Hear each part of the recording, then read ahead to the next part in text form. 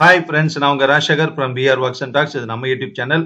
நம்ம சேனல்ல இருந்து நீங்க போடக்கூடிய எல்லா கதைகளையும் கேட்கணும் அப்படின்னா கண்டிப்பா சப்ஸ்கிரைப் பண்ணிக்கோங்க. அப்பதான் ஒரு வீடியோ கூட உங்களுக்கு மிஸ் ஆகாம நோட்டிபிகேஷன் வந்த உடனே அதை ஓபன் பண்ணி எல்லா கதைகளையும் நீங்க கேட்கலாம். உங்க ஃப்ரெண்ட்ஸ்க்கு ஷேர் பண்ணுங்க, லைக் பண்ணிடுங்க. எல்லாமே உங்களுக்கு பிடிச்ச கதைகள் தான். ஸோ இந்த வீடியோல கொடுத்துருக்கக்கூடிய கதையும் கேட்டுட்டு அப்படியே உங்க கமெண்ட் பண்ணுங்க, ஓகேவா? ஸோ இந்த வீடியோல கேட்கக்கூடிய கதை சுஜாதா அவர்கள் எழுதிய ஜோதி அப்படிங்கிற ஒரு துப்பறியும் நாவல். ஜோதி அப்படிங்கிற ஒரு பொண்ணு, சின்ன பொண்ணு, இளம் பொண், 20-21 வயசு இருக்கக்கூடிய ஒரு பொண்ணு.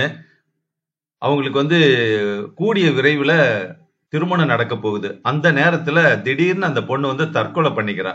ஸோ அந்த பொண்ணு முத நாள் வரைக்கும் அவ்வளவு சந்தோஷமா இருந்திருக்கா. ஏன் தற்கொலை பண்ணிக்கிட்டா அப்படிங்கிற துப்பறி ஆரம்பிக்கிறப்போ பல திடுக்கிடும் தகவல்கள் வருது. அது என்ன அப்படிங்கறத இந்த நாவல்ல நம்ம பார்க்க போறோம். ஓகேவா? கேட்கலாமா? துப்பறியும் நாவலின் முடிசூடா மன்னன் சுஜாதா அவர்கள் எழுதிய ஜோதி ஒரு துப்பறியும் நாவல். ஒரு இன்ட்ரெஸ்டிங்கான நாவல், ஒரு வித்தியாசமான துப்பறியும் நாவல்னு கூட சொல்லலாம்.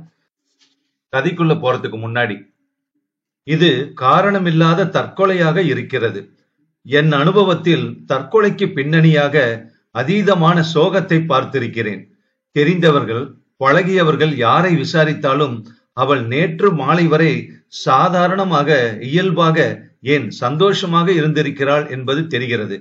திடீரென்று தன்னை எதற்கு அழித்துக் கொண்டிருக்கிறாள் என்பது புரியவில்லை. பை சுஜாதா. பகுதி 1, அத்தியாயம் 1.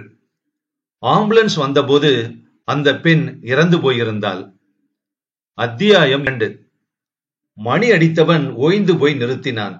டிரைவர், டீ சிப்பந்திகள் வெள்ளையுடை, அரசாங்க அழுக்கு, மெதுவாகவே இறங்கினார்கள். அந்த மாடியில் நிறைய முகங்கள் தெரிந்தன. கீழே ஒரு போலீஸ் ஜீப் நின்று கொண்டிருந்தது. அதனுள் அதன் VHF ரேடியோ உயிருடன் இருந்தது. சிறிய கும்பல்களில், சிறிய குரல்களில் சிற்சிலர் கவலையுடன் பேசிக் கொண்டிருந்தார்கள். ஆம்புலன்ஸின் பின்புறம் திறந்து ஒரு ஸ்ட்ரெச்சர் இழுக்கப்பட்டது. சின்ன பையன்கள் ஆம்புலன்ஸின் பின்புறத்திலும் டிரைவர் சீட்டு பக்கத்திலும் எட்டி பார்த்தனர். அந்த மாடியறை வாயிற் பக்கம் நோக்கி இருந்தது. சிறிய குறுகிய மாடிப்படிகள் வழியே ஸ்ட்ரெச்சரை பக்கவாட்டில் சாய்த்து எடுத்து போக வேண்டியிருந்தது. மாடியறை வாசலிலும் பலர் அறைக்குள் எட்டி பார்த்து கொண்டிருந்தார்கள். ஒரு போலீஸ்காரன் அவர்களை லேசாக விரட்டி ஒதுக்க ஸ்ட்ரெச்சரை அனுமதிக்க அந்த அறையின் மற்றொரு கதவையும் திறக்க வேண்டியிருந்தது. திறந்ததில் அறையில் வெளிச்சம் அதிகமாயிற்று. அறையின் மேல்புறத்தில் இருந்த கட்டிலில் அந்த பெண் கிடந்தாள். அவள் வலது கை கட்டிலுக்கு வெளியில் தொங்கிக் கொண்டிருந்தது. சற்று அசௌகரியமான அமைப்பில் இருந்தது. உடல், கழுத்து ஒரு கோணத்தில் சாய்ந்திருக்க கண்கள் மூடியிருந்தன. நெற்றி கேசத்தின் 2-3 மயிர் கற்றைகள் முகத்தின் குறுக்கே படர்ந்திருந்தன. கழுத்தில் ஒரு சங்கிலி இருந்தது. அவள் இறந்திருந்தாள். ராஜேந்திரன் அந்த அறையை யோசித்துக் கொண்டிருந்தார். சார் என்று அவருக்கு அரை சலாம் அடித்தான் ஆம்புலன்ஸ்காரன். வந்துட்டீங்களா என்றார் அவர். பாடி எடுத்துட்டு போகணுமா சார் என்று கேட்ட ஆஸ்பத்திரி சிப்பந்தி அந்த அறையில் ஒரு இறந்த உடல் இருப்பதில் கவலையோ, ஆர்வமோ, அவசரமோ, அச்சமோ தெரிவிக்காமல், ஏசுண்டா சார் என்றான் சாதாரணமாக. ஆமாம்பா, செத்துட்டாங்களா? பாரேன். அவன் அந்த உடலை பார்த்தான். பொம்பளைங்க என்று தலையை ஆட்டினான். ஒரே நீளம் பாத்தியா கோபாலு? என்ன சார் கேசு? விஷம் குடிச்சு இறந்துட்டாங்களா? சே, புடுறா சித்த. ராஜேந்திரன் அந்த அறையை சுத்தமாக, நிதானமாக பார்த்தார். அறை மிக சுத்தமாகவே இருந்தது.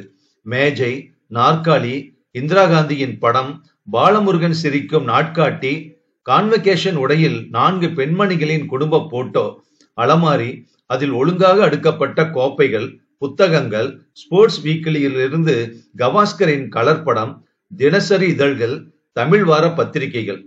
மர ஸ்டாண்ட் ஒன்றில் பெரும்பாலும் ஆழமான வர்ணங்கள் கொண்ட சீராக மடிக்கப்பட்ட புடவைகள், லுங்கிகள், என்னவோ சட்டைகள். பெண்மை. மேஜை மேல் அந்த பெண் தனியாக போட்டோவில் சிரித்துக் கொண்டிருந்தாள். அதை பார்த்துவிட்டு இறந்திருந்த அந்த உடலை மறுபடியும் பார்த்தார். மாறுதல். சென்ற சில மணி நேரங்களில் எத்தனை மாறுதல்கள்! ரத்தம் ஓடாது, வெட்கப்பட்டால் சிவப்பாக இனி கன்னத்தில் பாயாது, நரம்புகள் இயங்காது. சிரி என்று மூளை செய்தி செல்லாது. அவள் சிரிக்க மாட்டாள். அவள் இறந்திருந்தாள். தலை லேசாக ஆடிக்கொண்டு உடல் மெதுவாக அறையை விட்டு வெளிப்பட்டது. ராஜேந்திரன் அறைக்குள்ளேயே இருந்தார். போங்கப்பா போங்கப்பா, என்ன வேடிக்கை என்று வெளியில் குரல் கேட்டது. பார்த்து பிடிப்பா, இப்படிதான் ராயப்பேட்டையில கீழே போட்டுட்ட. அவர்கள் உடலை பின்பற்றி ஓடுகிறார்கள். எத்தனை ஆர்வம்! அந்த புத்தகத்தின் முதல் பக்கத்தை புரட்டினார். ஜோதி 18/6/1971. ஜோதி அந்த போட்டோவின் சிரிப்பை பார்த்தார். 20 வயதா? எத்தனை உயிர் இந்த போட்டோவில், எத்தனை இளமை! மேஜையின் இழுப்பறையை திறந்தார். கடிதங்களில் ஒன்றை மேலாக பிரித்தார். 8A தில்லை நகர், திருச்சி. சிவமயம். சௌபாக்கியவதி ஜோதிக்கு அநேக ஆசீர்வாதங்கள். நீ அனுப்பிய மணி ஆர்டர் வந்து சேர்ந்தது. இப்பவும் நானும் உன் சித்தியும். சித்தி. சார், மறுபடி அந்த ஆம்புலன்ஸ் ஆசாமி. ராஜேந்திரன் அறைக்கு வெளியே வந்தார். எதிர் சாரியிலும் ஆம்புலன்ஸ் அருகிலும் எத்தனை பேர்! அந்த இடத்து தினசரி நடவடிக்கைகள் ஸ்தம்பித்திருந்தது. 10 வருஷம் கழித்து கூட பேசுவதற்கு அந்த பெண்களுக்கு விஷயம் கிடைத்து விட்டது. எட்டி எட்டி பார்த்து கொண்டிருந்தார்கள். அரசியல் தலைவர்களையும் அப்படித்தான் பார்க்கிறார்கள், சினிமா நடிகர்களையும் கூட, கடவுள்களையும் கூட. கான்ஸ்டபிள், நீ வண்டியில கூட போ, கல்யாணராமன் கிட்ட சொல்லிடு, நான் பின்னாடியே வர்றேன். யாருப்பா டியூட்டியில? டாக்டரா சார்? ஆமா. யார் யாரோ சின்ன பசங்க வராங்க சார், பேர் தெரியாதில்ல. வரேன் சார். ஜோதி அந்த கான்வகேஷன் போட்டோவை மறுபடியும் பார்த்தார். இடது ஓரத்தில் ஜோதி இருந்தாள். அவள்தான். அச்சாக மை இட்டுக் கொண்டு, பெரிய உதடுகள், பெரிய பொட்டு. அந்த சிரிப்பு படத்தில் தெரியவில்லை. பெண்ணே, நீ யார்? அலமாரி புத்தகங்களின் தலைப்புகளை கவனித்தார். டெனிஸ் ராபின்ஸ், திருக்குறள் தெளிவுரை, sex and the single girl, Khalil Gibran, Mysore பிரதேசத்தின் டூரிஸ்ட் மேப். மைசூர்? கட்டிலின் அருகே அந்த சிறிய சீசாவை பார்த்தார். அதன் மேல் கார்டினால் என்று எழுதியிருந்தது. அது காலியாக இருந்தது. சிறிய எழுத்தில் சிவப்பில், warning, it is dangerous to take this drug without the. அத்தியாயம் 3. நிர்மலா, உள்ளவாடி. வீட்டுக்காரம்மாள் பெண்ணை அதட்டினாள். அம்மா, நீங்க பயப்பட வேண்டாம். மேல தங்கியிருந்த பொண்ணை பத்தி சில விவரங்கள் சொன்னா போதும். எனக்கு ஒன்னும் தெரியாதுப்பா. அந்த பொண்ணு என்னத்தை தின்னு தொலைச்சதோ, என்ன இளவோ, அதெல்லாம் நாங்க கண்டுபிடிச்சுக்கிறோம். நான் கேட்கிற கேள்விகளுக்கு மட்டும் பதில் சொன்னா போதும். நாராயணா, இந்த சமயம் பார்த்து இந்த பிராமணர் சோழிங்கபுரத்துக்கு போயிட்டாரே. அந்த அம்மாளின் மூக்கு சிவப்பாக இருந்தது. அதில் வைரம் ஜொலித்தது. அவர் சாயங்காலம் வந்துடுவாரே, அவர் கேட்டுக்கோங்களேன். ராஜேந்திரன் கோபம் இல்லாமல், ஆனால் சற்று அழுத்தமாக, நான் கேட்கிற கேள்விகளுக்கு பதில் சொல்றீங்களா என்றார். எனக்கு ஒண்ணு தெரியாதே. அப்படி இல்லம்மா, உங்களுக்கு தெரிஞ்சதை தான் நாங்க கேட்க போறோம். என்னடி இது நிர்மலா, போலீஸ்காரன்ட்ட மாட்டின்டோமே. ஐயோ அம்மா, அவர் ஒன்னும் பண்ண மாட்டார். நான் வேணா சொல்றேன் சார், நீ சுமாரு. இந்த பாருமா, நான் யார் தெரியுமா? போலீஸ்காரன். நான் ஒரு போலீஸ் ஆபீசர். உங்களுக்கும் மாடியில அந்த பொண்ணு இறந்து போனதுக்கு ஏதாவது சம்பந்தம் இருக்கா? இல்லவே இல்ல. அப்ப பயப்படாம சொல்லுங்க. நான் ஏதாவது எழுதிக்கிறேனா பாருங்க, பயப்படாதீங்க. ஏண்டாப்பா, உன்னை பார்த்தா என்னோட தம்பி புள்ள லட்சுமணன் மாதிரி இருக்க. எங்களுக்கு கோர்ட்டு கேசு கீசு இதெல்லாம் கண்ட பயம்பா. பயப்படவே வேண்டாமா. You stupid lady. அந்த பெண் பேரு ஜோதி தானே? ஆமா, குடி வச்சிருந்தோம். எங்கேயோ வேலையா இருக்கேன்னாலே. நிர்மலா, அது என்ன கம்பெனிடி? இல்லம்மா, அவ ஒவ்வொரு தடவையும் ஒவ்வொரு கம்பெனி சொல்லுவா. எத்தனை நாளா குடியிருக்கா என்றார் ராஜேந்திரன். அவருக்கும் பிராமண பாஷை வந்து விட்டது. 1 வருஷமாச்சு. தெரிஞ்சவா சிபாரிசு பண்ணினா. பிரம்மச்சாரி பசங்களை வச்சா ராப்பூரா சீட்டாடுறாங்களேன்னு பொண்ணை வச்சா இப்படி ஆயிடுத்து. அதுக்குதான் இந்த பிராமணர்கிட்ட ஒரு தளிகை பண்ற உள்ள கட்டுங்கன்னு அடிச்சுண்ட. நான் கேட்கறதுக்கு அதிகமாவே பதில் சொல். பாத்தீங்களா, எங்களை கோர்ட்டுக்கு இழுக்காம இருந்தா சரி. பயப்படாதீங்க. இந்த பொண்ணுக்கு இந்த ஊர்ல உறவுக்காரங்க யாராவது இருக்காங்களா? ஆஹா, மெட்ராஸ்ல கிடையாது. ஊர்ல இருக்கா. திருச்சியோ என்னவோ சொல்லித்து. நாங்க சரியா கேட்டு வச்சுக்கல. வாடகைய ஒழுங்கா கொடுத்துரும். ஒரு தடவை தலை நரைச்ச ஒருத்தர் வந்து 2 நாள் இருந்தார். அப்பான்னு சொல்லித்து. அவளை பாக்குறதுக்கு நிறைய பேர் வருவாங்க சார் என்றாள் அந்த நிர்மலா. ராஜேந்திரன் கண்ணாடி அணிந்த அந்த ஒல்லியான பெண்ணை பார்த்தார். இவள் அழகற்றவள், அவள் அழகுள்ளவள். ச, முதலில் உண்மைகள், அப்புறம் ஊகங்கள். அப்படியா? சிநேகிதர்களா, சிநேகிதிகளா? ரெண்டும் தான் சார். நீங்க தயங்க வேண்டாம். இந்த பொண்ணு நேத்து ராத்திரி எத்தனை மணிக்கு வந்தா தெரியுமா? நான் பார்க்கல சார். நேத்திக்கு நான் பெத்தமான பித்து போயிருந்தேன். நீங்க திரும்பி வரும்போது மாடி லைட்டு எரிந்து கொண்டிருந்ததா? நான் கவனிக்கலையே சார். அந்த பொண்ணு பொதுவா சந்தோஷமான பொண்ணா இல்ல ரோஷமான பொண்ணா? சிரிச்சு பேசுவாளா இல்ல சும்மா முகத்தை தூக்கி வச்சுக்கிட்டு? நான் சொல்றது புரியுதா? நிறைய சிரிப்பா. சிரிக்கிறதுக்கு என்ன, மாடிக்கு ஏறி போறப்ப என்ன பார்த்து ஹலோ மாமிம்பா, காத்தால குட் மார்னிங் மாமிம்பா. நேத்திக்கு காத்தால குட் மார்னிங் சொன்னாலோ? சொன்னா. ராத்திரி ராத்திரி வந்து எத்தனை மணிக்கடி வந்தா தெரியலையே. அப்போது அந்த அறையில் இருந்த டெலிபோன் ஒலித்தது. யாரு பாருடி, நெய் கடைக்காரனா? அந்த டெலிபோனில் டயல் பூட்டப்பட்டிருந்தது. பக்கத்தில் ஒரு டப்பாவில் காசுக்காக ஓட்டை போடப்பட்டிருந்தது. நிர்மலா பூட்டை திறந்து எடுத்தாள். ஹலோ கேட்டாள். உடனே ராஜேந்திரனை பார்த்தாள். ஜோதியா? ஜோதி வந்து ராஜேந்திரன் அவளுக்கு சைகை செய்து பேசாமல் இருக்கும்படி சொல்லி உடனே அந்த டெலிபோன் ரிசீவரை வாங்கி கொண்டார். Hello Jothi. Hello, who is speaking? ஆண் குரல். நீங்கள் யார் பேசுறது? 33996 தானே அது? இன்ஸ்பெக்டர் டயலை பார்த்து ஆம் என்றார். எனக்கு ஜோதி வேணும். நீங்க யாரு? Police. Police? Is anything wrong? ஜோதியிடமிருந்து லெட்டர் வந்தது. Is she all right? இல்ல. என்னாச்சு அவளுக்கு? நீங்க எங்கிருந்து பேசுறீங்க? மயிலாப்பூர், ஒரு பப்ளிக் பூத்துல இருந்து. ஜோதிக்கு என்ன? Please tell me. உங்க பேர் என்ன? ஆனந்த். உடனே இங்க வாங்க, சொல்றேன். இன்ஸ்பெக்டரா? ஜோதிக்கு அவளுக்கு என்ன? நான் இன்ஸ்பெக்டர் இல்ல, நீங்க வாங்கல. அத்தியாயம் 4. ஜோதிக்கு அடிக்கடி டெலிபோன் வருமா? ஆமா சார், அதுவும் இந்த ஆள் அடிக்கடி டெலிபோன் பண்ணுவான். இந்த குரலை எனக்கு தெரியும். ரொம்ப நாளை சிரிச்சு பேசிட்டு இருப்பா இங்கிலீஷ்ல. இந்த மாதிரி அடிக்கடி டெலிபோன் பண்றதுனால எங்களுக்குள்ள சண்டை கூட வந்துடுத்து. இந்த போன் ஒரு தொந்தரவு. அதுக்காக தான் வாயை பூட்டி காசு டப்பா கூட வச்சாச்சு. தாட்சணியம் பாருங்கோ. அந்த பாட்டில் காலியாக இருந்ததே, அதில் எத்தனை மாத்திரைகள் இருந்திருக்கும்? அவருக்குள் எண்ணம் ஓடியது. அதெல்லாம் அப்புறம் யோசிக்கலாம். இப்போது செய்திகள் சேகரிக்க வேண்டும். யார் இந்த ஜோதி? கல்யாணமாகாத பொண்ணுதானே? ஆமா, விச்ராந்தியா இருந்தது. தேன் ஒழுக பேசுவா. என்ன விசாரிப்பா, நிர்மலாவை விசாரிப்பா. திடீர்னு இப்படி கிறுக்கு பிடிச்சாப்புல காரியம் பண்ணிடுத்தே.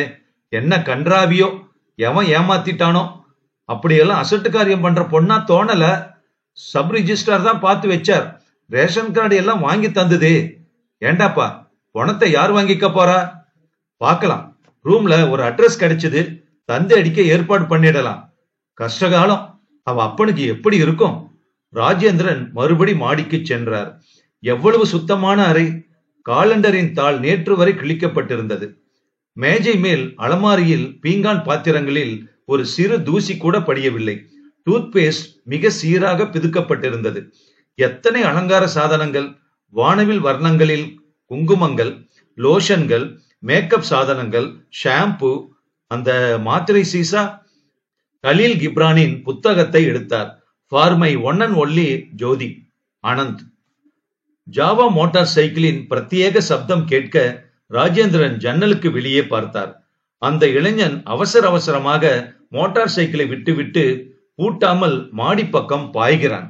உள்ளே நுழைந்ததும் ராஜேந்திரனை பார்த்து திடுக்கிட்டான். வேர் இஸ் ஷி என்றான். தேடினான். ஆஸ்பத்திரிக்கு எடுத்து போயிருக்கிறார்கள். நீங்க தான் போன் செஞ்சீங்களா? ஆஸ்பத்திரி? எதுக்காக? என்னாச்சு அவளுக்கு? ஆட்டோ ஷாய்க்கு எடுத்து போயிருக்கோம். Auto? My god, you mean she is dead? ஆமா. இல்ல இல்ல, ஜீசஸ் நோ. அவன் கண்களில் இயற்கையாக ஜலம் ததும்பியது. நான் பயந்தது நடந்துருச்சு. அவன் இப்போது குழந்தை போல அழுதான். என்ன பயந்தீங்க? அவன் தன் பையில் இருந்து கசங்கிய தபால் உரையை எடுத்து கொடுத்தான். இன்று காலை வந்தது. இது வந்த உடனே டெலிபோன் செஞ்ச. ஜோதி ஜோதி, என் ஜோதி. எந்த ஆஸ்பத்திரி சார்? நான் உடனே போறேன். அந்த தபால் உரையினுள் இருந்த கடிதத்தை உருவினார். டியர், இந்த கடிதத்தை நீங்கள் படிக்கும் போது நான் உயிருடன் இருக்க மாட்டேன். யாவற்றுக்கும் வந்தனம். என்னை மன்னித்து விடுங்கள். ஜோ. ஜோதி எதனால இறந்து போனா? தூக்க மாத்திரைங்களை விழுங்கி இருக்கலாம். ஆஸ்பத்திரியில தெரிஞ்சிரும். நீங்க அங்க போறீங்களா? ஆமா, நீங்களும் வாங்க. அவன் தன் கண்ணீரை மறைக்க கண்ணாடி அணிந்து கொண்டான். அவன் பனியனில் லவ் என்று எழுதியிருந்தது. அவன் பேண்ட் தொளதொள என்று இருந்தது. கழுத்தில் இரும்பு சங்கிலி அணிந்திருந்தான். அவன் முடி சிக்கலாக வாரப்படாமல் பின்னால் நிறைய வளர்த்து வளைந்திருந்தது. அவனுக்கு 22 வயது இருக்கலாம். கீழே அந்த நிர்மலாவை கூப்பிட்டு, இந்த அட்ரஸுக்கு ஒரு தந்தி கொடுத்துருங்க, மாடியில அட்ரஸ் கிடைச்சது. செய்யறோம் சார் என்றாள் நிர்மலா. மேக் லவ் நாட் வார் என்று பெட்ரோல் டேங்கில் எழுதியிருந்த அவன் மோட்டார் சைக்கிள் கிளம்ப மறுத்தது. அத்தியாயம் 5. ராஜேந்திரன் அந்த வீட்டுக்கு எதிரில் இருந்த கடைக்கு சென்றார். எல்லோர் கண்களும் தன்மேல் படர்ந்து தொடர்வதை அவர் உணர்ந்தார். வெற்றிலை பாக்கு, இரவில் பசும்பால், பத்திரிகைகள், வாழைப்பழம், ரொட்டி, கம்மர்கட்டு, பரிசுச்சீட்டு. அந்த கடைக்காரன் கண்களில் பயத்துடன், வணக்க சார் என்றான். ராத்திரி எத்தனை மணி வரைக்கும் கடை திறந்திருப்ப? 11 மணி வரைக்கும் சார். எதிர் வீட்டு மாடியில் அந்த பொண்ணு? தெரியும் சார், நல்ல பொண்ணு, நம்ம கடையில தான் பிரெட் வாங்கும். என்ன சார் இப்படி பண்ணிடுச்சு அது? அந்த பொண்ணு நேத்து ராத்திரி எத்தனை மணிக்கு வந்தது பாத்தியா? பார்த்த சார், கார்ல கொண்டு வந்து விட்டுட்டு போனாங்க. சுமார் 10-10:30 மணி இருக்கும். யார் கொண்டு வந்து விட்டாங்க? சரியா பார்க்கல சார், ஒரு வயசான ஆள் போல. அதுக்கு முந்தி கூட 2 தடவை கார்ல வந்து இறங்கி இருக்கு சார். காரு ஞாபகம் இருக்குதா? சரியா தெரியலீங்க, மன்னிச்சுக்கோங்க. கருப்பு காரா இருக்கலாம். ராத்திரி எல்லா காரும் கருப்பு கலரா தான் இருக்கும்.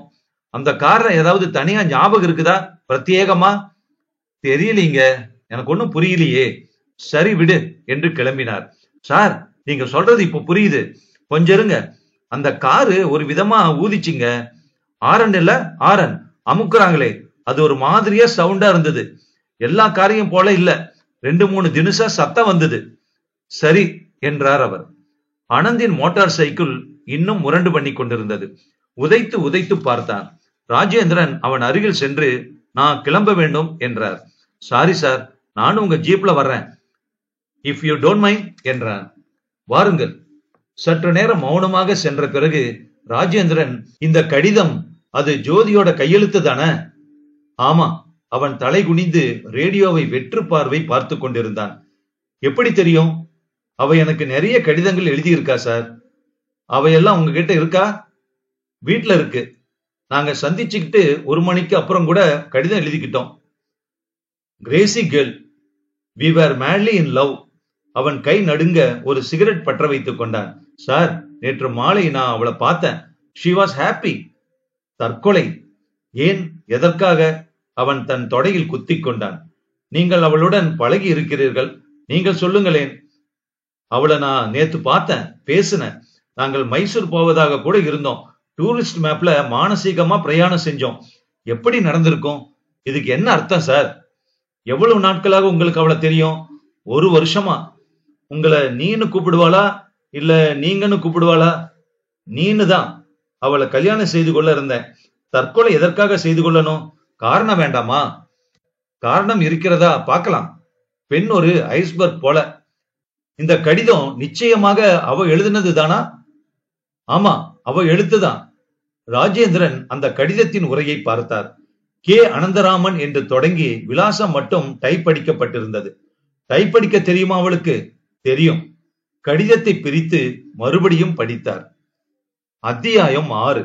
மார்ச்சுவரியின் ஜில்லில் இருந்து வெளிவந்த அந்த உடலின் உடைகள் தேவைக்கு மட்டும் விளக்கப்பட்டு அதன் வயிற்றில் கத்தியால் கீறிய போது ரத்தம் வரவில்லை. அத்தியாயம் 7. Hello doctor.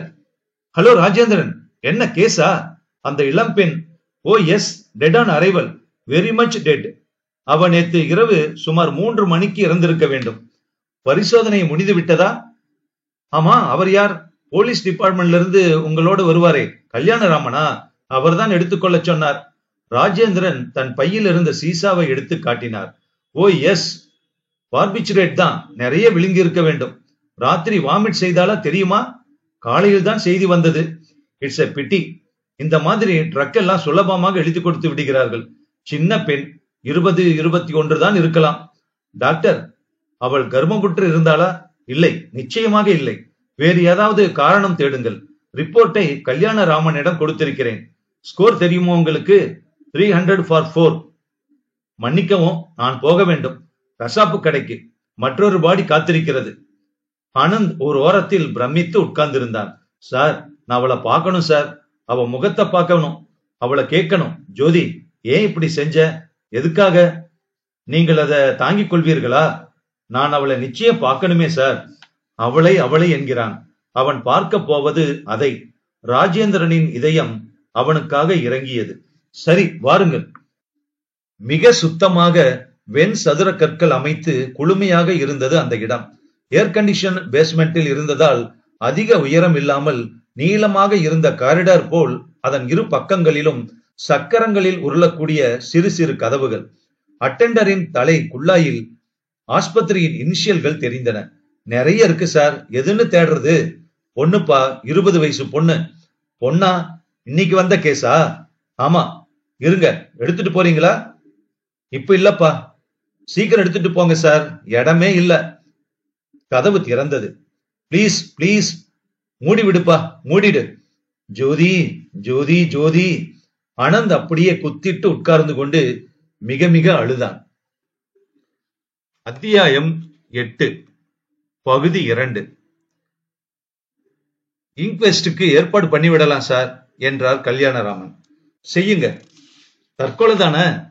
ராஜேந்திரன் யோசித்தார்.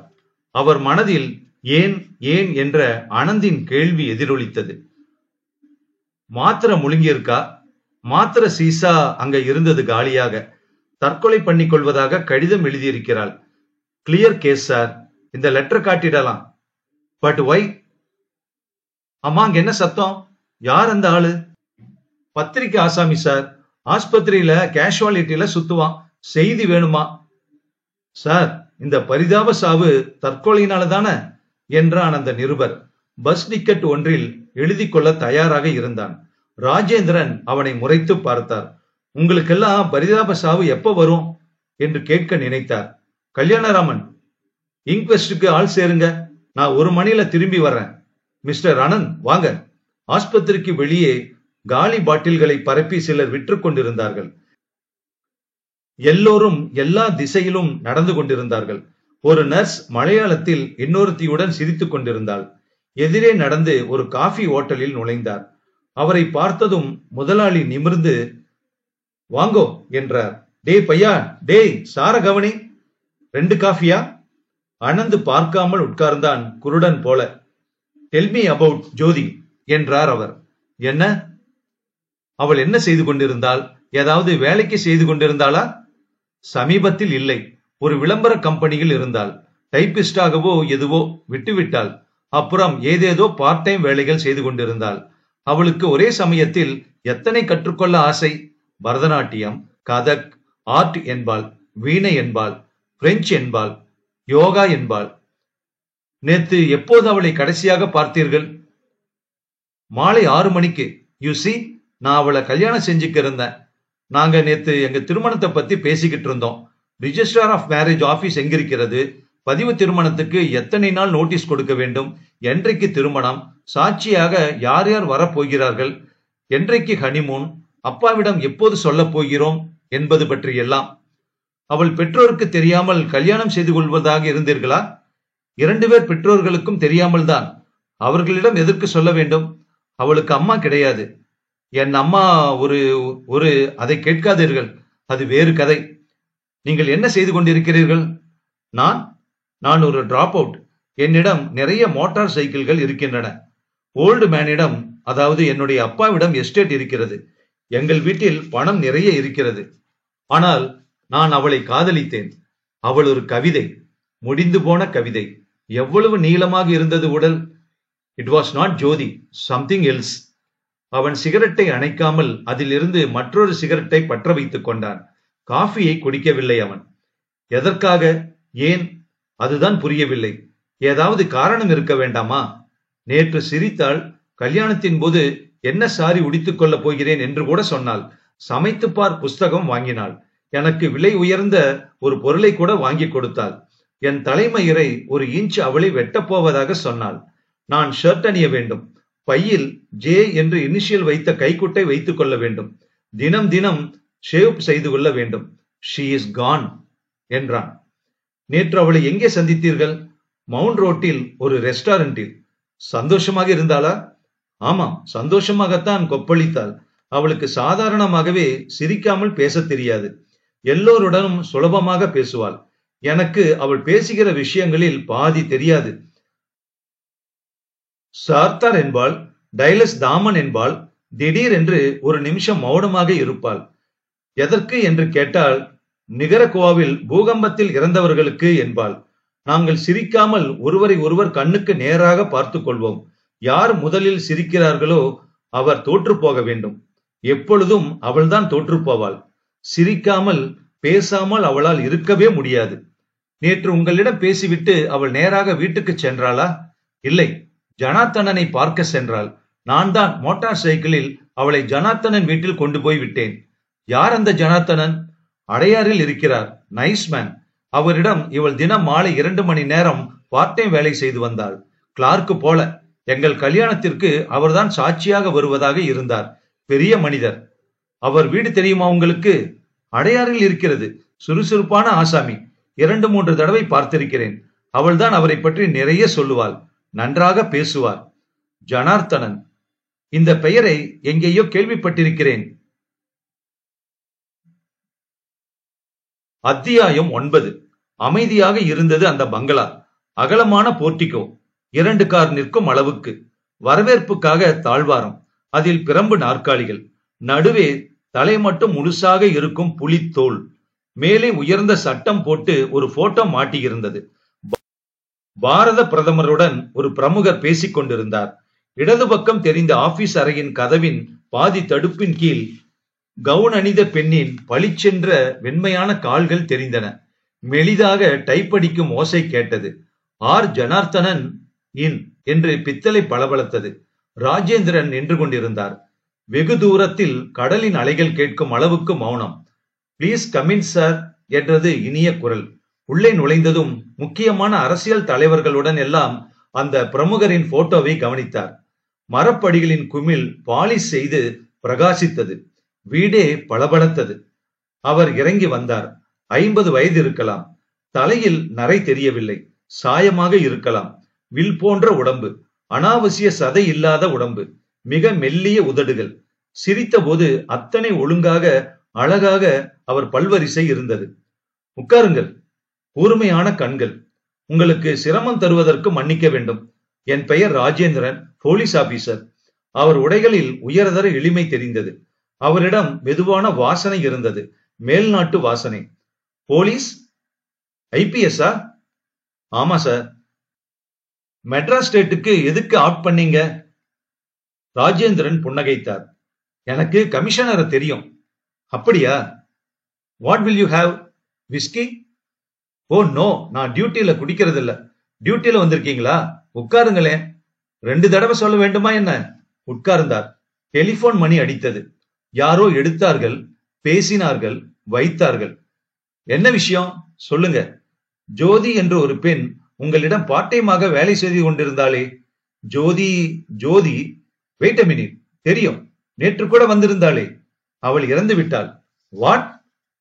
தற்கொலை செய்து கொண்டு விட்டாள். சூசைட்? Don't tell me. நான் நேற்று அவளை பார்த்தேன். நேற்று மாலை. தற்கொலையா? என்ன விபரீதம். சேச்ச. அவள் எத்தனை மணிக்கு இங்கு வந்தாள்? சுமார் 6 மணி இருக்கும். Anything unusual? எப்போதும் போல்தான் இருந்தாள். சில காகிதங்கள் டைப் அடித்தாள். ராமாமிர்தம், ராமாமிர்தம். பணியுடன் ஒரு ஆள் வந்து ஐயா என்றான். பேங்குக்கு போயிட்டு வந்துறேன். கார் இருக்கா? இல்லைங்க ஐயா, வெளியே போயிருக்கு. நீ டாக்ஸில போயிட்டு வந்துரு. சாரி, என்ன கேட்டீங்க? எத்தனை மணிக்கு அவள் இங்கிருந்து போனா? யோசித்தார். சுமார் 7-7:30 போயிருப்பா. அதிக வேலை இல்லை இங்க. அனுப்பிட்டேன். Silly girl. இங்கிருந்து அவள் எங்கே போனாள் என்று தெரியுமா? நான் கேட்கவில்லை. நான் கிளார்க்குகளுடன் அதிகம் பேசுவதில்லை. This Jothi is a good girl.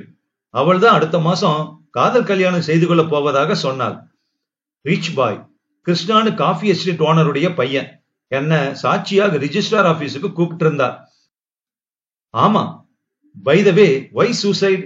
நீங்கள் ஏதாவது சந்தேகிக்கிறீர்களா? இது காரணமில்லாத தற்கொலையாக இருக்கிறது. என் அனுபவத்தில் தற்கொலைக்கு பின்னணியாக அதீதமான சோகத்தை பார்த்திருக்கிறேன். தெரிந்தவர்கள், பழகியவர்கள் யாரை விசாரித்தாலும் அவள் நேற்று மாலை வரை கூட சாதாரணமாக, இயல்பாக, ஏன் சந்தோஷமாக இருந்திருக்கிறாள் என்பது தெரிகிறது.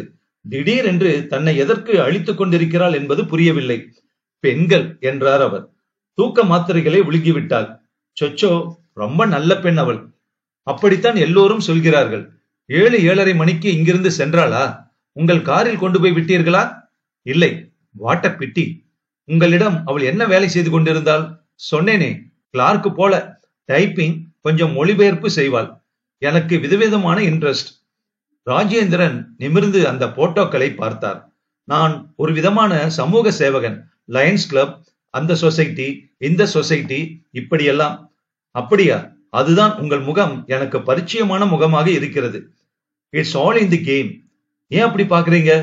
இல்ல சார், உங்க முகத்தை நான் வேறு ஏதோ சூழ்நிலையில பார்த்திருக்கேன். உங்க புகைப்படத்தை. எங்க? ஓ, அதுவா? அது வேறு வாழ்க்கை. நான் எழுதுவேன், புத்தகங்கள் எழுதுவேன். ஓ எஸ், தமிழில் எழுதியவர்கள் இல்லை? உங்கள் மொழிபெயர்ப்பு கூட வீக்லியில் வந்திருக்கிறது, புகைப்படத்துடன். நல்ல ஞாபக சக்தி உங்களுக்கு. நீங்கள் ஒரு நல்ல போலீஸ் ஆபீசர். எவ்வளவு புத்தகங்கள் எழுதியிருக்கிறீர்கள்? நிறைய. நாவல், சிறுகதை, பிரயாணம். ரொம்ப சந்தோஷம் சார். நீங்கள் நான் சந்திக்கும் 2வது எழுத்தாளர். 2வது என்றால் எனக்கு பிடிக்காது. Who is the first? Sujatha.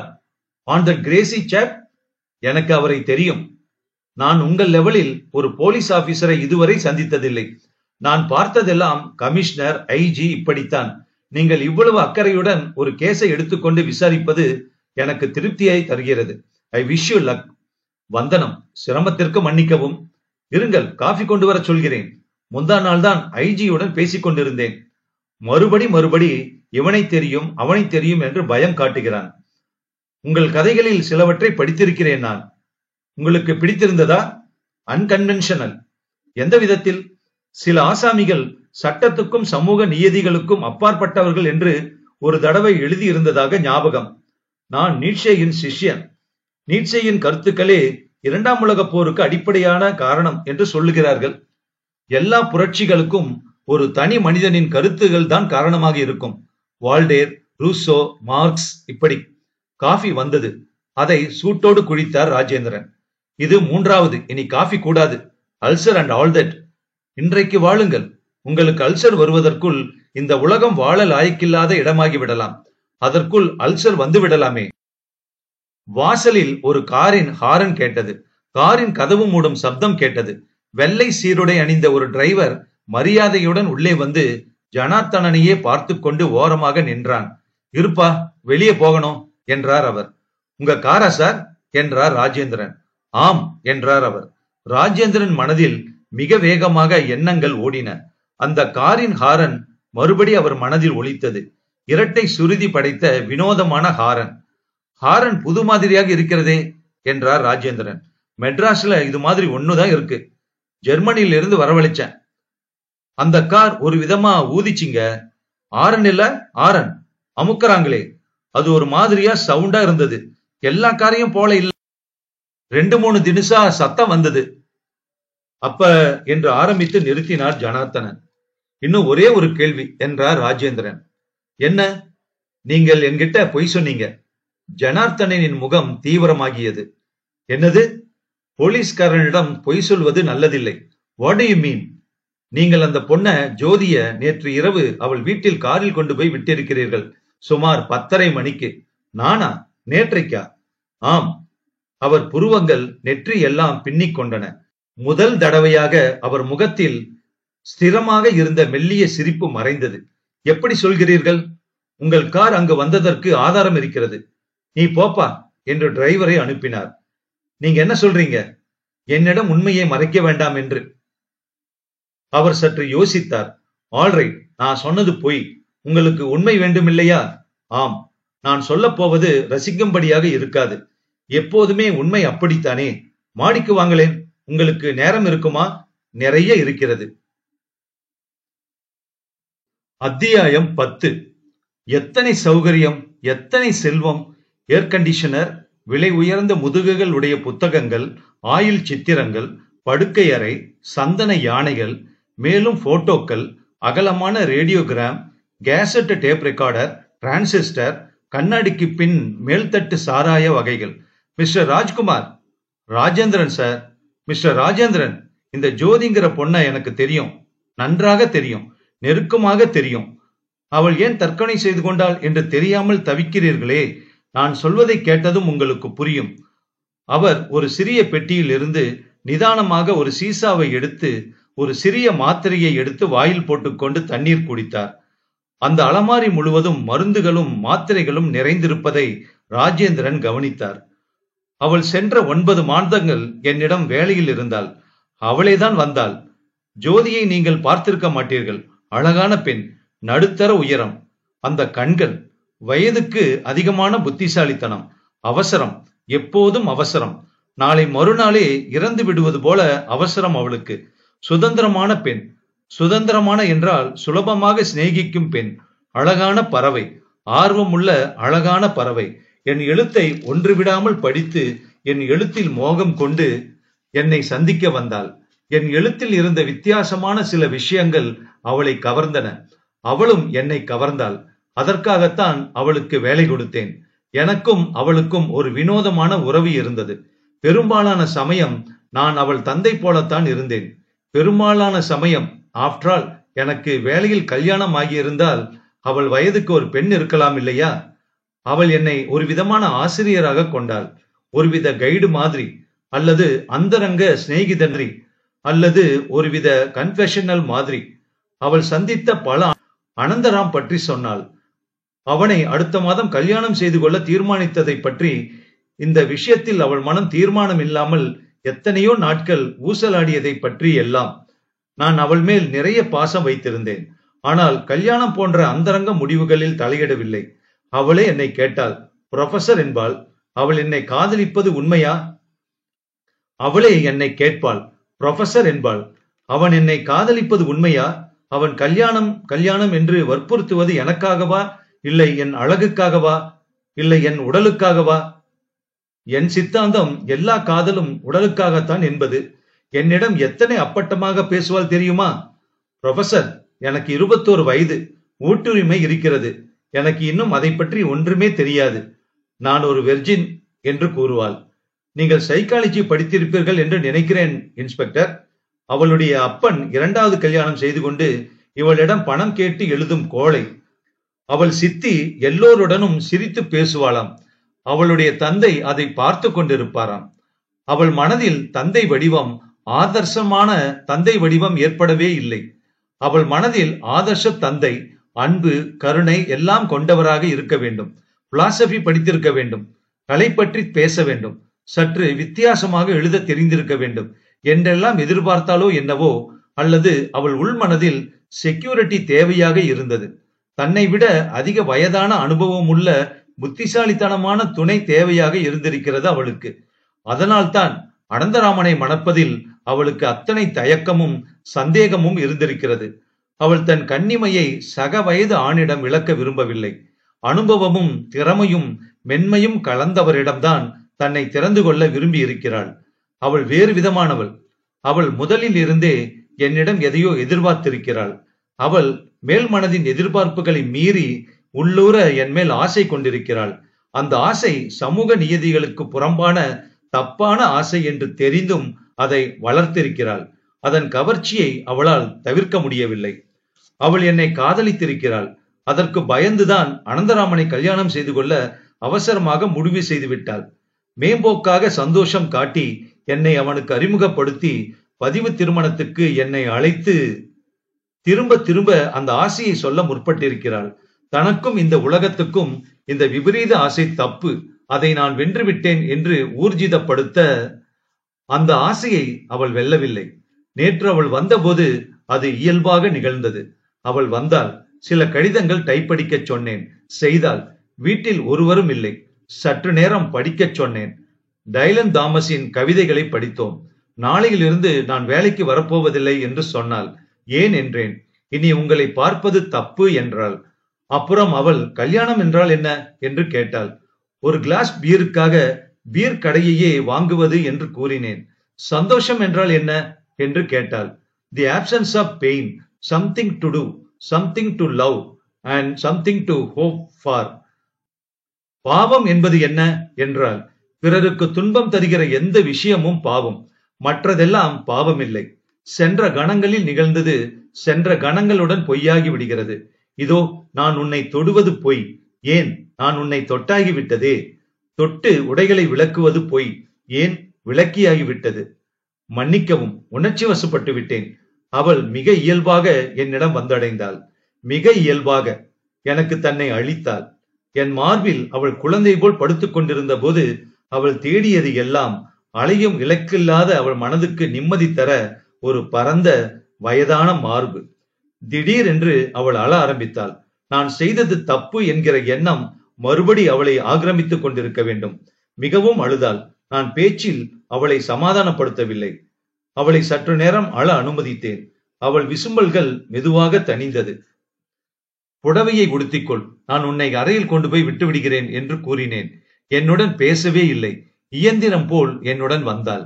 அவளை நான் அறையில் விட்டு வந்தேன். அவளாக என்னிடம் வந்தாள். அவளே இதில் தப்பில்லை என்று ஒப்புக்கொண்டாள். ஆனால் இம்மாதிரி தற்கொலை செய்து கொள்வாள் என்று நான் எதிர்பார்க்கவில்லை. மிக சிறிய இந்த குற்றத்துக்காக, குற்றம் கூட இல்லை, ஒரு விதமான ஆர்வ தணிப்பு, சுதந்திரமான பரிசோதனை, இதற்காக வருத்தப்பட்டு தன்னிறக்கத்தில் தற்கொலை செய்து கொள்வாள் என்று ராஜேந்திரன் யோசித்தார். இது குற்றமில்லை என்கிறீர்களா நீங்கள்? எது? அவள் என்னிடம் வந்ததா என்றார் கோபத்துடன். இல்லை, வந்த பின் நடந்தது. ஒரு கல்யாணமாகாத பொண்ணுடன் உடலுறவு கொண்டது. அதில் தப்பில்லை என்பது பற்றி எனக்கு அக்கறை இல்லை. ரேப் என்பது குற்றம்தான். இது சம்மதத்துடன் நிகழ்ந்த விஷயம். In fact she induced me. Rajendran மௌனமானார். சாரி, இதுதான் நிஜம், கசப்பான நிஜம். அதனால்தான் நான் இதை முதலில் உங்களிடம் சொல்லவில்லை. இறந்து போனவர்களை அவமானப்படுத்துவதாக ஆகிவிடுமே என்று கவலைப்பட்டேன். ஆனால் நீங்கள் நான் பொய் சொல்கிறேன் என்று நிரூபித்தவுடன் சந்தேகங்கள் தெளிவாவதற்கு உங்களிடம் உண்மையை உரைக்க வேண்டியதாகிவிட்டது. I am sorry. அவள் அப்படிப்பட்ட பெண். வேறு ஏதாவது தெரிய வேண்டியிருக்கிறதா உங்களுக்கு? ராஜேந்திரன் இல்லை சார் என்றார். இப்போது உங்களுக்கு அந்த தற்கொலையின் அர்த்தம் புரிகிறதா? யோசித்துக் கொண்டிருந்த ராஜேந்திரன் அந்த கேள்விக்கு பதில் கூறாமல் நான் வருகிறேன் சார் என்று கிளம்பிவிட்டார். அத்தியாயம் 11. மறுதினம் ராஜேந்திரன் மவுண்ட் ரோட்டில் இருந்த மாவட்ட நூலகத்திற்கு சென்று கத்தையாக ஜனார்த்தனனின் புத்தகங்களை சேகரித்துக் கொண்டு ஓர் ஓரத்தில் போய் உட்கார்ந்து கொண்டு 3 மணி நேரம் படித்தார். அதன் பின் புத்தகங்கள் பதிப்பிக்கும் ஒரு அலுவலகத்திற்கு சென்று விசாரித்தார். அத்தியாயம் 12 மற்றும் இறுதி அத்தியாயம். மரங்கள் அடர்ந்திருந்த அந்த ரெஸ்டாரண்டில் தனியாக உட்கார்ந்து கொண்டிருந்தேன். ஹலோ என்று சப்தம் கேட்டு திரும்பினேன். ராஜேந்திரனை எனக்கு டெல்லியில் இருந்து தெரியும். 2 வருஷம் டெப்டேஷனில் இருந்தார், சிபிஐ அலுவலகத்தில். ராஜேந்திரன் கடந்த 2 வருஷங்களில் அதிகம் மாறவில்லை. சற்று இளமையாக கூட இருந்தார். அவர் அதிகம் பேச மாட்டார். அவரை மிகவும் தோண்டி கேட்டால் சுவாரஸ்யமான விஷயங்கள் வெளிவரும். என்னை விட சிறியவர்தான். இருந்தாலும் அவரை அவன் என்று அழைக்க எனக்கு மனம் வந்ததில்லை. அவர் சிரிப்பில் சிக்கனம் இருக்கும். நாம் பேச பேச மிகவும் கிரகித்துக் கொள்வார். அரசியல் நிலைமையை பற்றி அதிகம் பேச மாட்டார். போலீஸ்காரன் வெளியே நின்று பார்த்து கொண்டிருக்க வேண்டும், தலையிடக்கூடாது. ஹலோ ராஜேந்திரன், ஸ்டேட் சர்வீஸுக்கு மறுபடி வந்து விட்டீர்களா? ஓ எஸ், நீங்க டெல்லியை விட்டதும் நானும் விட்டு விட்டேன். நீங்கள் பெங்களூரில் இருப்பது எனக்கு தெரியும். இன்ஃபேக்ட் உங்களை வந்து பார்க்கலாம் என்று கூட இருந்தேன். I am so glad to see you. ஆம், it is a pleasant surprise. நான் உங்களிடம் பேச வேண்டும் என்றார் ராஜேந்திரன். உட்காருங்களேன். நான் இன்று இரவு பெங்களூர் மெயில் புறப்படுகிற வரை ஃப்ரீதான். சென்ற வாரம் நான் மற்றொரு எழுத்தாளரை பார்த்தேன். ஜனார்த்தனன் தெரியுமல்லவா உங்களுக்கு? தெரியும்.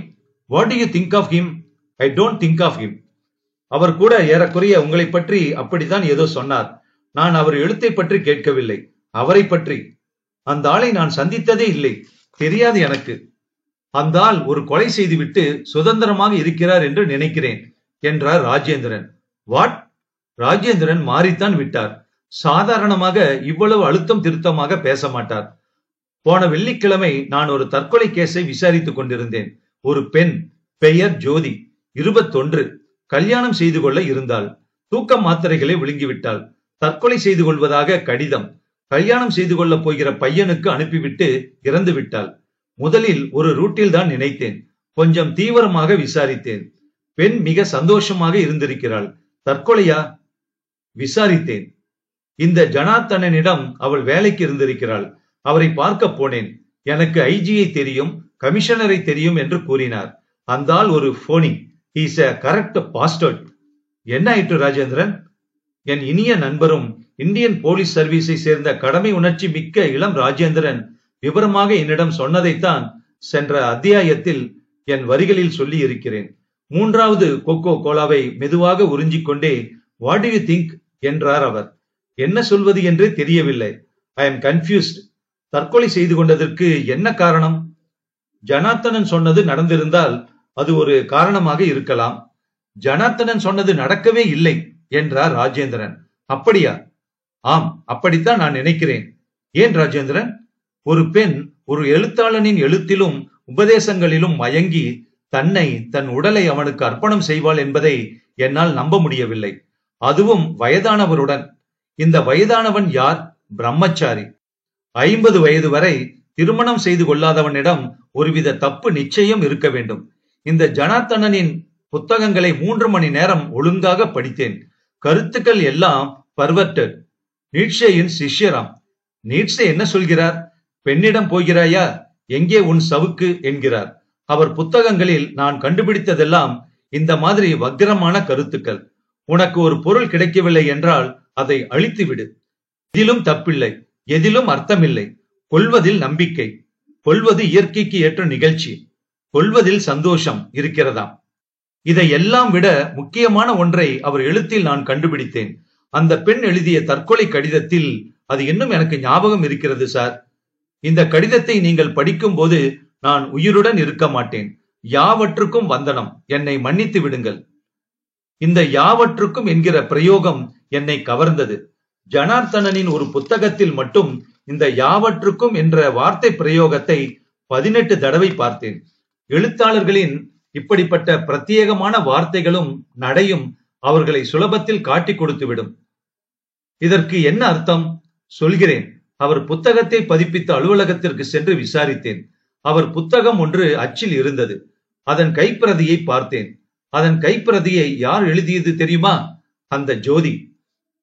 அந்த தற்கொலை கடிதத்துக்கு மறுபடி வருவோம். அது அனந்தராமனுக்கு காலை முதல் தபாலில் கிடைத்திருக்கிறது. இரவு எப்போதோ தபாலில் சேர்த்திருக்கலாம். அதிகாலை தான் அடையாறு தபால் ஆபீஸில் இருந்து கிளியர் ஆகி இருக்கிறது. தனித்தனியாக இந்த துண்டுகளை எல்லாம் சேர்த்தால் என்ன புலப்படுகிறது? அந்த கடிதம் அது ஜோதி எழுதியதுதான். ஆனால் தற்கொலை எண்ணத்துடன் எழுதியதல்ல. ஜனார்த்தனனிடம் அவள் கிளார்க் உத்தியோகம் பார்க்கவில்லை. அவர் சொல்ல அவள் கதைகளை கைப்பிரதி எடுத்திருக்கிறாள். அதுதான் அவள் உத்தியோகம். கதை சொல்வது போல், ஒரு கதையின் பகுதி போல், ஒரு கதையின் ஆரம்பம் போல் அந்த கடிதத்தை அவள் எழுதி வைத்திருக்கலாம். அனந்தை அவள் நீங்கள் என்று கூப்பிட்டதே இல்லை, அது உறுதி. அப்போது அந்த கடிதம் பொய். பின் என்னதான் நடந்தது என்றேன் நான். நான் நடந்தது என்று சொல்லவில்லை, நடந்திருக்கலாம் என்று சொல்கிறேன். ஜோதி அவருக்காக உருகினாள் என்று சொன்னார். ஜனார்த்தனன் அந்த ஜோதிக்காக உருகி இருக்கலாம். அவள் கல்யாணம் செய்து கொண்டு போகிறாளே, என்னை விட்டு விட்டு போகிறாளே. உலகிலேயே பெரிய எழுத்தாளன் என்னை விட்டு விட்டு ஒரு தலை கலைந்த இளைஞனை மணக்கப் போகிறாளே. என்னையே சாட்சிக்கு கூப்பிடுகிறாளே. ஜோதி ஒரு அழகான பெண். வயதாவது எவ்வளவு வருத்தம் தருவது. இந்த புத்திசாலி பெண் எனக்கு கிடைக்கவில்லையே. பொறாமை மனதில் எரிகிறது. கடைசியாக அவள் அவரிடம் விடைபெற வருகிறாள். உனக்கு ஒரு பொருள் கிடைக்கவில்லை என்றால் அதை அழித்து விடு. அவளை கதையை பிரதி எடுப்பது போல அந்த கடிதத்தை எழுத வைத்திருக்கலாம். அவளுடன் பேசிக் கொண்டிருந்து விட்டு அவள் கிளம்பும் முன் அவளுக்கு காஃபி தருவது போல அல்லது ஓவல்டீன் தருவது போல அந்த மாத்திரைகளை கலந்து கொடுத்திருக்கலாம். அப்புறம் அவளை அழைத்து சென்று பத்திரமாக வீட்டில் சேர்த்து படுக்க வைத்திருக்கலாம். திரும்பி வந்து கதையின் பகுதி போல டிக்டேட் பண்ணப்பட்ட அந்த கடிதத்தை மடித்து உரையில் இட்டு விலாசம் டைப் அடித்து தபாலில் சேர்த்திருக்கிறார். என்ன சொல்கிறீர்கள்? மை காட், நடந்திருக்கலாம். உடனே அந்த ஜனார்த்தனனை கைது செய்வதுதானே. எப்படி? எந்த ஆதாரத்தில்? உங்களுக்கு சிஆர்பிசி தெரியாது. பிரைமா ஃபேசியாக ஒரு கேஸ் இருக்க வேண்டும், மோட்டிவ் இருக்க வேண்டும், காரணம் இருக்க வேண்டும். இங்கே காரணம் அவர் நாவல்களில் தெரியும் வக்கிரமான எண்ணங்கள். அது செல்லாது. அவர் அவளை அந்த கடிதத்தை எழுத வைத்தார் என்று எப்படி நிரூபிப்பது? அந்த கைப்பிரதிகளை காட்டியா? போதாது. அவர் அவளை கொன்றார் என்று எப்படி நிரூபி? அவர் கொடுத்ததை கலந்ததை கொண்டு விட்டதை கடைக்காரன் பார்த்தான். ஆனால் அதுவும் போதாது. வீட்டுக்கு கொண்டு வந்து விட்டதில் எந்த தப்பும் இல்லை. எல்லாவற்றிலும் ஓட்டைகள் இருக்கின்றன. இந்த கேஸ் மாஜிஸ்ட்ரேட் கோர்ட்டை கூட தாண்டாது. மற்றொரு விஷயம் ராஜேந்திரன், இது முழுவதும் உங்கள் வியூகங்களிலிருந்து அமைக்கப்பட்டதில்லையா? அப்படி நடந்திருக்கலாம், இப்படி நடந்திருக்கலாம் என்று நீங்கள் நினைக்கும் ஒரு விதமான எக்ஸ்பிளனேஷன். இது முழுவதும் சப்ஜெக்டிவ் இல்லையா? உண்மைதான். நீங்கள் சொல்லும் விதத்தில் அந்த வகையில் அந்த நிகழ்ச்சி நடந்திருப்பதற்கு வன்மையான ஆதாரங்கள் இருக்கின்றன. இதையே வேறு முறையில் நினைத்து பார்த்தால் ஜனார்த்தனன் சொல்வது உண்மையாக இருப்பதற்கும் பாதி பாதி சான்ஸ் இருக்கிறதல்லவா? மனித மனம் விசித்திரமானது. ஒரு பெண் அவ்வாறு ஒரு வயதான ஆசாமியுடன் உறவு கொள்ள நினைப்பது முழுவதும் சாத்தியமில்லாமல் இல்லை. மேலும் யாவற்றுக்கும் என்ற வார்த்தை பிரயோகம் ஜோதிக்கு ஜனார்த்தனனின் புத்தகங்களை அடிக்கடி படித்ததால் பழக்கமாகி இருக்கலாம் அல்லவா? ஆகவே ஜனார்த்தனன் சொன்னது நடந்திருப்பதற்கும் அதன் பின் அதன் தன்னிறக்கத்தில் கடிதத்தை எழுதி தபாலில் சேர்த்துவிட்டு தற்கொலை செய்து கொள்வதற்கும் அல்லது நீங்கள் சொன்னவாறு நடந்ததற்கும் சமமான சாத்தியம் இருக்கிறது என்று சொல்லலாமா? ராஜேந்திரன் யோசித்தார். ஆம், சமமான சாத்தியம்தான். நான் போலீஸ் ஆபீசர். என் கடமைகளில் ஒன்று சந்தேகிப்பது, மந்திரிகள் வந்தால் சாலையை பாதுகாப்பது, டெஸ்ட் மேட்சில் கூட்டங்களை ஒழுங்குபடுத்துவது, சில திருடர்களையும் ஜேப்படிக்காரர்களையும் கள்ளக்கடத்தல்காரர்களையும் பெண்களை வைத்து வியாபாரம் செய்பவர்களையும் திருட்டு டிக்கெட் விற்பவர்களையும் ஜனார்த்தனன் போன்ற பெரிய மனிதர், பாரத பிரதமருடன் படம் எடுத்துக் கொண்டவர், எழுத்தாளர், சமூக சேவகர், சூப்பர்மேன், ஐஜியை தெரிந்தவர், கமிஷனருடன் அளவலாபுபவர் எல்லோரையும் சந்திப்பது என் கடமையின் அம்சம். ஆனால் என் மனதில் சமாதானம் இல்லை, சந்தேகம் விலகவில்லை. அந்த ஜனார்த்தனனை அவருடைய பிரமுகத்தனத்தை எல்லாம் உதிர்த்து விட்டு தனியாக என்னிடம் சில மணி நேரங்கள் விட்டால் போதும். I want to beat the hell out of him. கூடாது, முடியாது. உரிமைகள். இத்தனை பொறுமையாக இருந்து கேட்டுக்கொண்டதற்கு வந்தனம் சார். பெங்களூர் வந்தால் பார்க்கிறேன். குட் நைட், வருகிறேன். ராஜேந்திரன் மெதுவாக கிளம்பி சென்றதை நான் கவனிக்கவில்லை. நான் சிந்தித்துக் கொண்டிருக்கிறேன். என்னதான் நடந்தது? சுஜாதா அவர்கள் எழுதிய ஜோதி துப்பறியும் நாவல் நிறைவு பெற்றது. சுஜாதா அவர்கள் எழுதின எல்லா கதைகளுமே, குறிப்பா துப்பறியும் நாவல், கிரைம் நாவல் எல்லாத்திலுமே கண்டிப்பா அந்த தப்பு பண்ணவன் யாரு அப்படிங்கறத தெரிஞ்சிரும். துப்பறிஞ்சு அதை கண்டுபிடிச்சிருவாங்க. ரொம்ப ரொம்ப வித்தியாசமானது இந்த கதை. ஏன்னா எந்த வகையில யோசிச்சாலும் ஜனார்த்தனன் தான் தப்பு பண்ணாங்கிறது தெரியுது. ஆனா அதே நேரத்துல எந்த வகையிலுமே அவன் சிக்காத மாதிரி இருக்கு. ஆனா அதை சாட்சி இல்லை அப்படிங்கிற ஒரு காரணத்தினால அவனை கைது பண்ண முடியல அப்படிங்கறத ராஜேந்திரன் சொல்றாரு. அது உண்மைதான். ஏன்னா எந்த ஒரு ஆதாரமுமே இல்லையே, சந்தேகம் மட்டும்தான் இவருக்கு இருக்கு. அப்ப ஒரு போலீஸ்காரரோட கடமை என்ன அப்படிங்கறத அழகா அந்த கடைசி அத்தியாயத்துல ராஜேந்திரன் சொல்றதாக இருக்கு. அந்த கடைசி அத்தியாயம் முழுக்க சுஜாதா அவர் நான் அப்படின்னு சொல்றது தன்னிலைப்படுத்தி சொல்லக்கூடியது அவர் தான். ஏன்னா ராஜேந்திரனுக்கு பிடித்த முதல் எழுத்தாளர் சுஜாதா அப்படின்னு ஒரு இடத்துல அவரே சொல்றாரு. அதனால ஒரு அகஸ்மாத்தாக சுஜாதாவை சந்திக்கிறப்ப அந்த கேஸை பத்தி அவர் டீல் பண்றாரு. அப்ப சுஜாதா சொல்ற மாதிரி அந்த அந்த கடைசி அத்தியாயம் இருக்கு. அவர் சொன்ன விஷயத்தை எல்லாம் வச்சுதான் நான் இதுக்கு முந்தின அத்தியாயங்கள் எல்லாமே தொடக்கத்திலிருந்து நான் எழுதியிருக்கேன் அப்படிங்கிற மாதிரி கதையில சொல்லியிருக்காரு. ரொம்ப ரொம்ப வித்தியாசமா இருக்கு. இப்போ ராஜேந்திரன் கிளம்பி போனதுக்கு அப்புறம் சுஜாதா அவர்களுக்கு அவருக்கே ஒரு விஷயம் தோணுது, என்னதான் நடந்திருக்கும் அப்படிங்கிற ஒரு விஷயம். அது அவருக்கே ஒரு குழப்பமா தான் இருக்கு. அருமையா ஒரு வித்தியாசமான இந்த கதையை முடிச்சிருக்காங்க. நல்ல கதை, எனக்கு ரொம்ப பிடிச்சிருக்கு. ஸோ இந்த நாவல் சம்பந்தப்பட்ட உங்க கருத்தை இந்த வீடியோ கமெண்ட் பாக்ஸ்ல பதிவு பண்ணுங்க. ஓகேவா? இன்னொரு கதையில சந்திக்கலாம். நன்றி.